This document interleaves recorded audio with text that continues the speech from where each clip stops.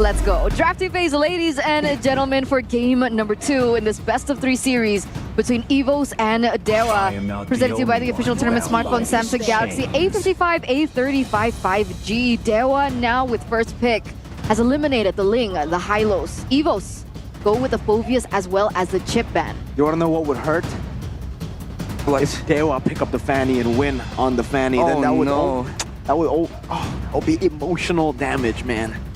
And from the looks of it, Evos can't really endure too much emotional damage, especially when they're a new lineup coming out right here. If they have moments like that, like a let me show you how it's done type deal from Dewa, oh boy, it's gonna be so difficult for Coach Age to kind of deal with that. We'll have to wait and see though, as Tsushin gets banned as well. So not a lot of difference coming in from Dewa, and they did come out on top.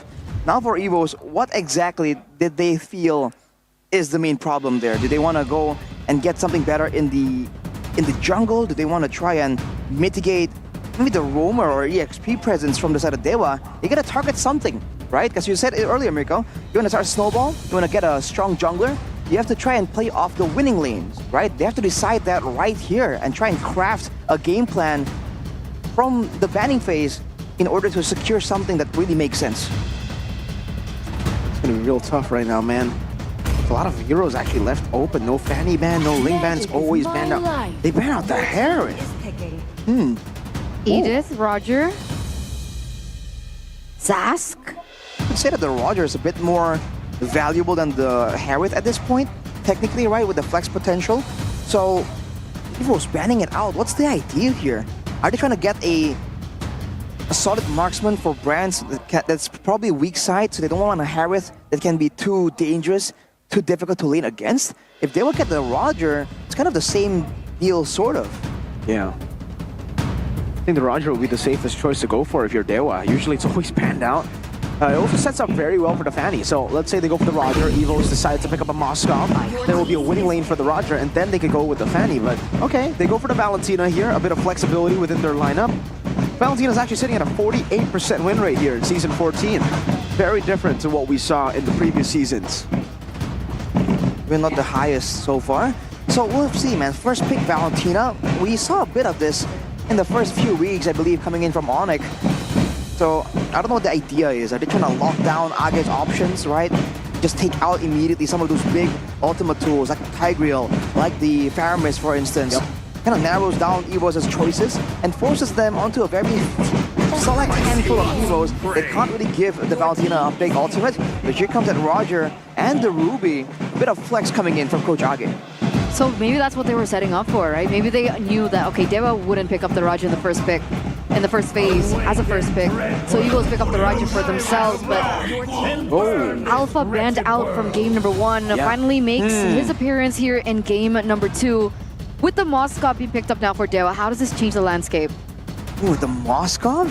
In theory, Moskov against Roger shouldn't win. So they're trading the lane dominance, the lane aggression, and technically outplay potential with the Harith. They're trading that for the global presence. And looking at Dewa and how they're able to perform in game number 1, they certainly do have a better grasp on the timings and such, on how to rotate and when to rotate around the neutral objectives. So this can be a very strong tool. I feel like Evos are going to be forced to deal with it, but how is the question? Do they want a high mobility EXP lane, or do they want an assassin jungle? They can maybe 1v1 and capitalize on the play. It's got to be the Nolan. Yep, Nolan pick here in the jungle for Evos, trying to match that clear speed of Alpha and the mobility as well. It's still going to be really tough for the Nolan, though. I'm not a big fan of this Nolan pick. Against the Moskov, that's a blink that you're up against.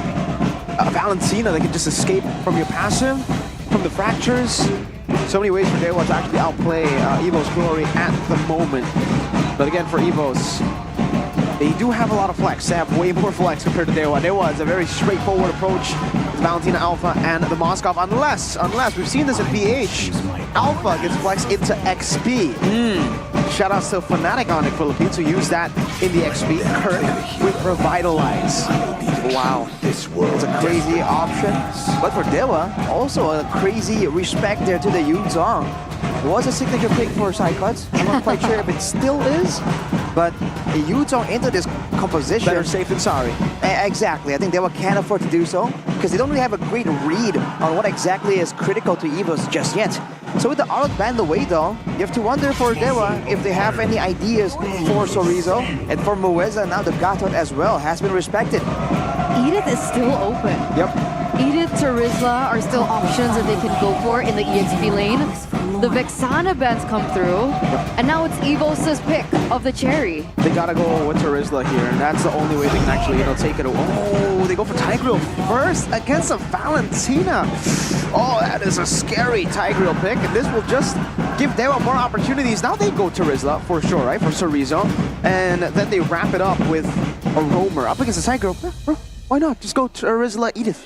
Let's have a little bit of a, sneak peek into, Matilda? I hear Matilda. Oh. MPL Menace stats. Roger has become the most picked and banned hero throughout MPL Menace Season 6 with 28 picks and 15 bans, resulting in 100% ban and pick rate. I mean, we do see the Roger coming through here, but for Dewa, Terizla and the Matilda has been picked up. Evos, what do they do?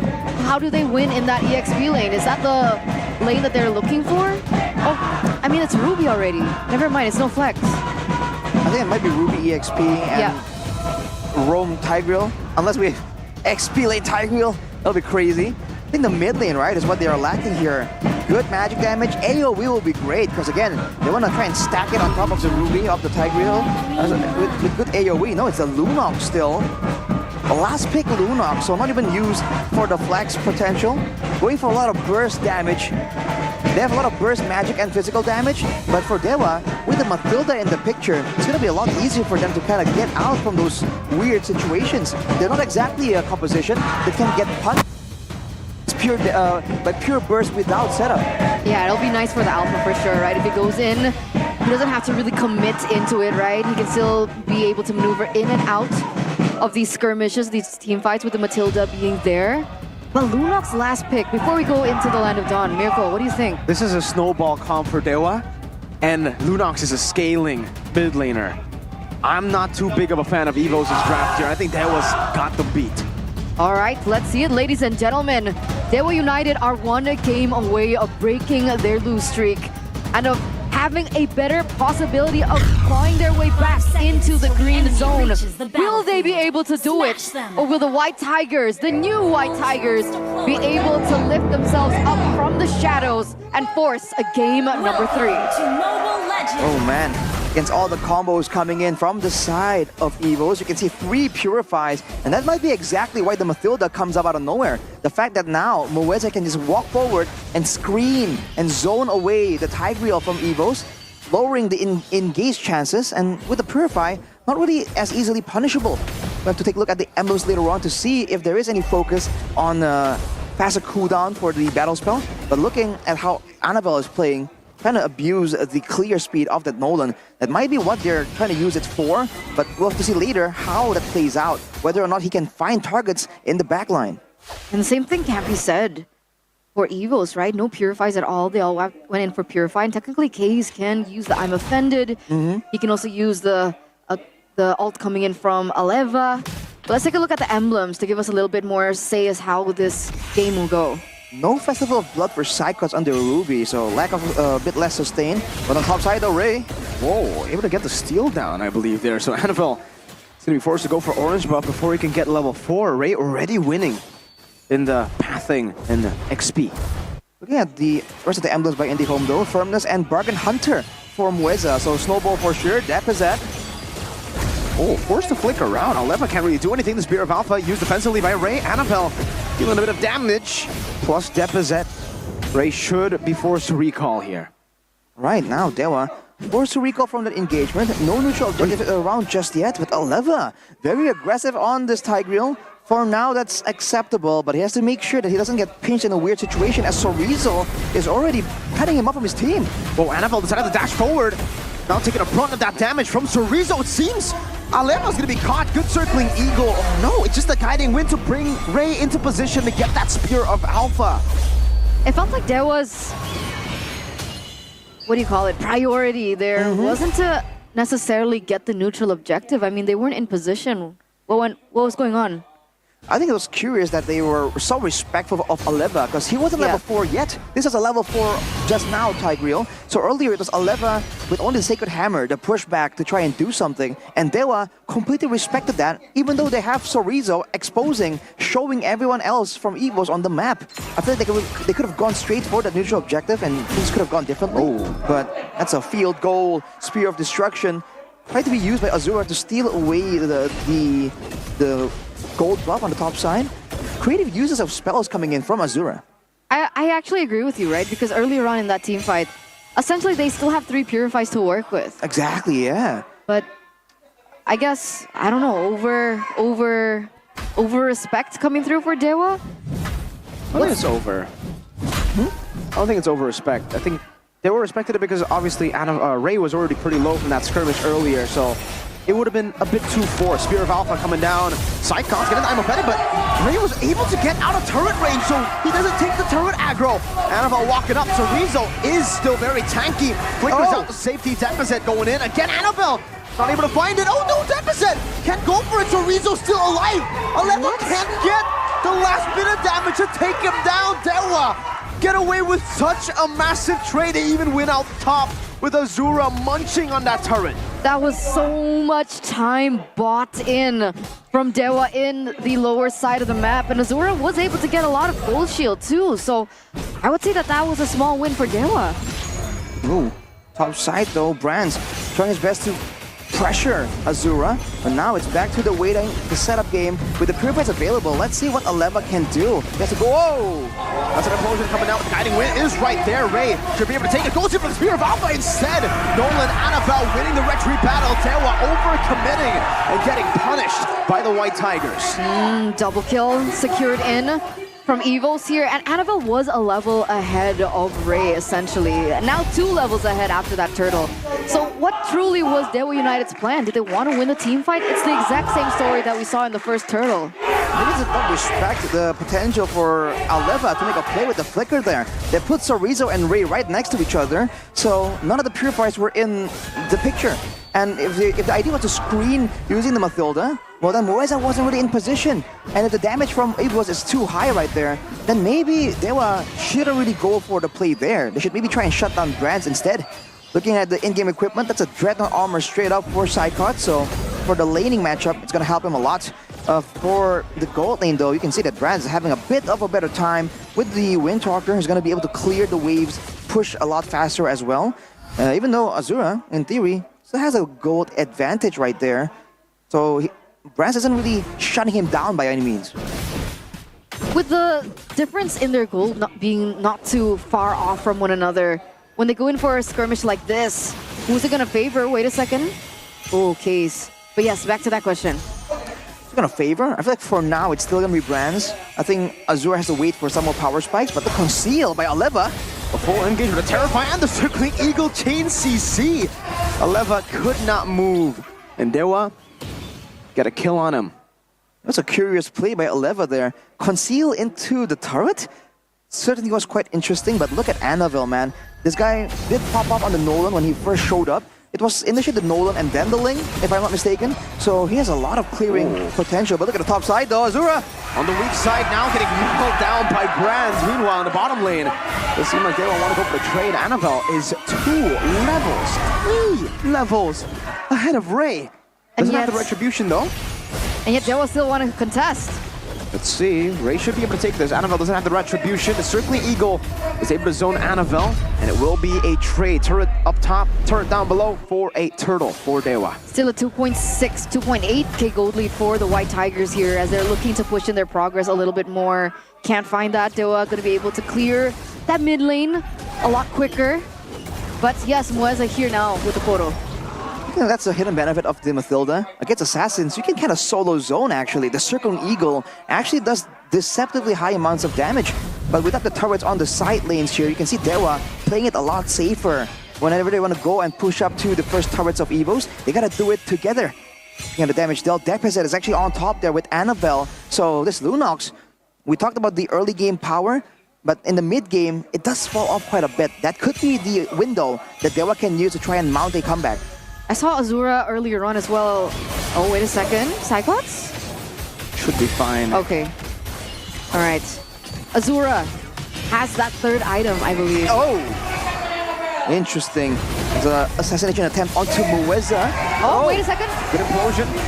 But it's a good penalty zone to lock him down. Good disengage. Chorizo still able to survive. Azura! In the back with the Spear of Destruction, cleaning them up. And that becomes a win for Dewa United. 2-0. You were talking about this, right? You were talking about that power spike that will hit for Dewa, and it finally has. 2 members taken down with the price of 0. And they shouldn't be able to get this turret. Depazet still looking for the clear. He doesn't have ult just yet. It looks like Dewa don't want to commit, but that's a tower in the bottom side traded in. Just weren't expecting the Moskov again. Just flank potential with the Spear of Destruction there. Oh, Zura. Just Azura coming out of nowhere, kind of catching Evos off guard. It's kind of a pattern here. They have all this AoE. They want to get Dewa in the same place, but if they kind of get the chance to spread out, if Annabelle isn't able to pressure them enough to sticking together, might be quite dangerous. But with the Lord up right here, Evos can push out a lot farther because they have a stronger gold lane. Brent was doing so. But now Dewa can just leave Azura there to play reactively with the Spear of Destruction. He just has to make sure that the Spear does land if they really want to go for a 50-50. With a 1.6k gold lead, Evos, they want to go for it. 2-level lead on Annabelle too. This should be favorable to Evos. Again, Moskov is down below. Evos don't know this. Aleva's looking for an angle to go for the implosion, but he doesn't have the flicker, and they decide to reset it in the end. That's a play that benefits Dewa for sure. Look at Keys though, gotta be aggressive. Again, whenever Evos aren't together as 5, the threat is just not as scary, as threatening. And now Azura is pressuring so hard down there. That should be a free turret, honestly. There should be no way that Evos can actually even respond to it. The Lord gets reset again. Kaze able to dodge away from the I'm Offended. Oh no, circling Eagle, the Spear of Destruction, connecting onto Aleva, 10%! Getting the Lord, but the fight will surely go to Dewa United with Azura free, hitting in the back. Brands cannot survive in the midst of the team fight, is forced to flicker defensively.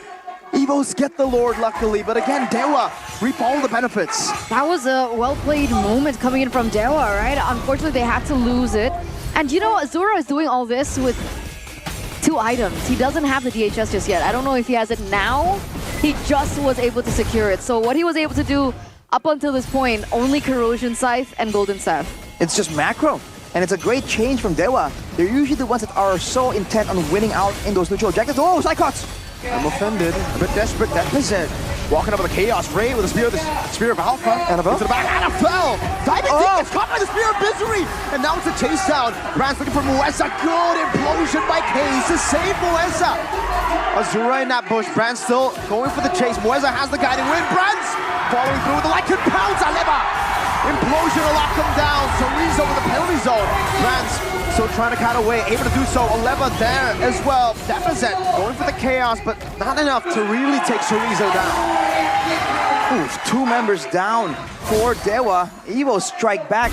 Now we'll see what they can get. They go for the purple buff as well, and might be able to get to 2 turrets in the middle and top side. It's a back and forth game. Equal turrets for both teams here. What happened in that team fight, right? It was just, they were overstaying. They got the value they wanted. They know that the Lord is coming, and instead of waiting back, going back to base and setting up for the next sequence of events, they stayed around, and Evos completely go for the chase. They know that they can cut off the map going in a straight line against Dewa's curved route there, and the fact that they have Annabelle and Bronze, both very mobile, very fast, a GDS on the Nolan, more ways to get in and get out real quick coming in from Evos. So mobility is the name of the game here for both teams. Evos need to use their chase potential, but in order to do so, they have to make sure that Dewa cannot fight moving forward, right? If Dewa are fighting backwards, then heroes like the Terizla, heroes like the Alpha immediately lose value in how they're able to really have options to try and go in. They were going with both the War Axe and the Queen's Wings, by the way, so again, they're just trying to make sure they survive the initial burst damage and they open up the space for the backlines. And Mueza in particular here has so much on his plate. He has to try and find Aleva before the fights begin. He has to try and save all these backline members and still sometimes try and catch Annabelle or Brands using the Circling Eagle as a threatening tool. So Mueza here is the one that can really do so many different things, but he has to pick and choose. I'm curious to see who has the most damage dealt right now. Is it still held on by Depazet? Depazet has 2 items, right, with the Divine Glaive. I think he's on the way to the Holy Crystal. But how was Sorizo expected to be able to absorb all that damage once that Holy Crystal hits for DPZ? I think that's exactly why he went for the Queen's Wings instead of going for like an Athena or a Radiant Armor. I think he knows it's just too much damage, so he's trying to just survive long enough with the reduction of damage. But look at this now, Azura once more on the far side setting up. Evos, do they want to rush this? Do they want to go for a fight? Oh. Gaze gets taken to half HP, and you can see Evos making a move. I'm offended coming down. So Rizzo going to be taking CC, not able to use the penalty zone in time. The Spirit of Destruction is there. Azura caught by the implosion of Aleva. Azura still able to get the stun, and now the winner they care. Azura with the outplay against Evos. Ray in the midst of it all, still caught Moeza. Can only just use the guiding win. It's a triple kill to Brands.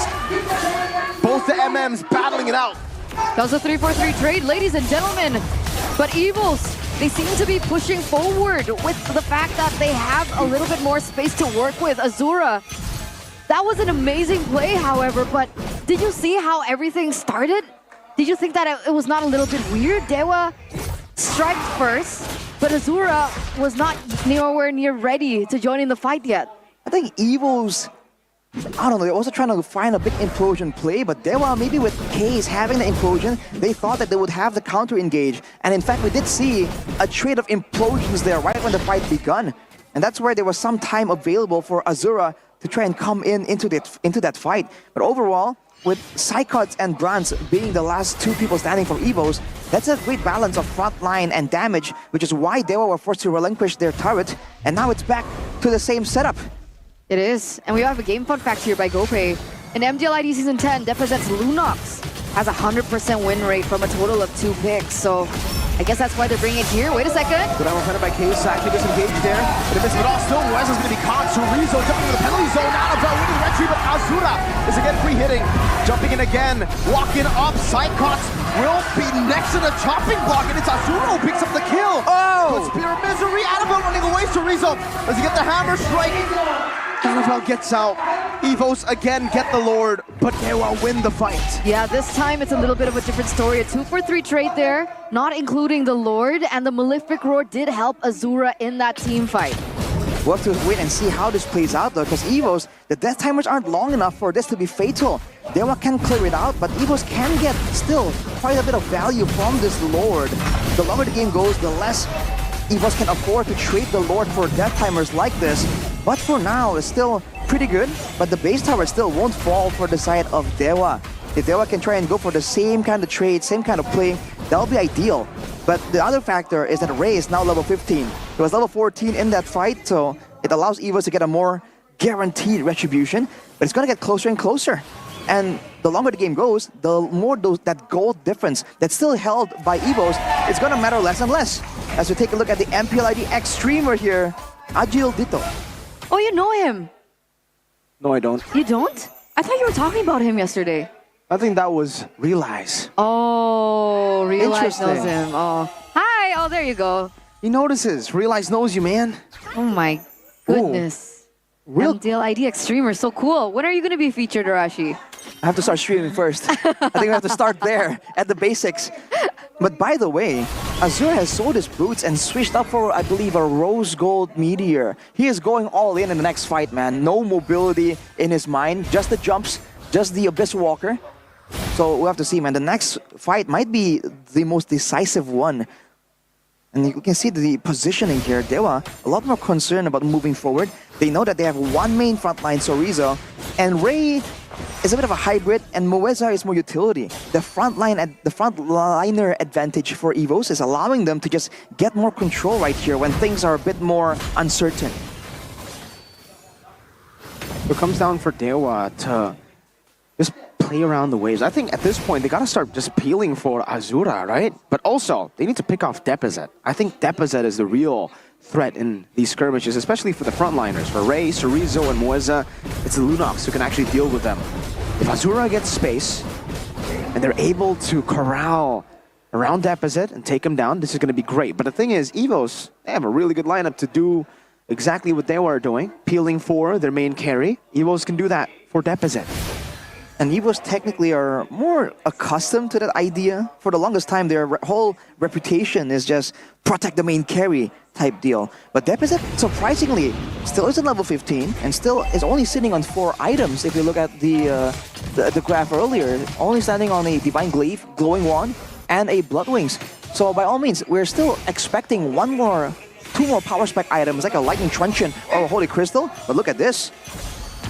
Okay, Wes is still able to get out there. But yeah, I think the advantage that Dewa have is they have 3 winner crowns, so they can actually delay these fights. And if they delay long enough, then Azura, oh! That's an Venom Flicker on the Chorizo, but that's a winner crown coming down. Spirit Destruction connecting as well. Chorizo canceled out, no penalties on the Strictly Eagles still there. Chorizo, that's exactly what they're doing in the back, zoning them away. Aleva still able to get the Implosion Prance into the midst of it all. Now getting chased down by Azura. Buys the immortality in time, but there is no one there to follow up. Annabelle is waiting in the bush. For who? For Azura. Can he even go for the one-shot? Oh no, he gets read out. Kaze is there to follow it up. And unfortunately, Psychot and Aleva will be forced to recall. Deposit, can he make the miracle play happen? No retribution for Ray. No retribution for Ray. Annabelle walking up again. Now Deposit going to be seen as well, but Annabelle gets the Marlins, a Spear of Alpha onto Deposit. Ray against the world. Psychot's there. Ray doesn't need the retribution. It's built in his name. Azura again, this time with the Spear of Destruction onto Deposit to claim the triple. And that's an Evolved Lord as well for Dewa United. The gods here looking for their retribution, looking for their comeback. A wiped out for Evos as they are on their jolly way to pick this up for themselves. Dewa United stop the train, the hype train, the miracle run that Evos Glory hoped for. Will not happen. Dewa deny it away in their first match in MPL ID. 2-0. Arashi. What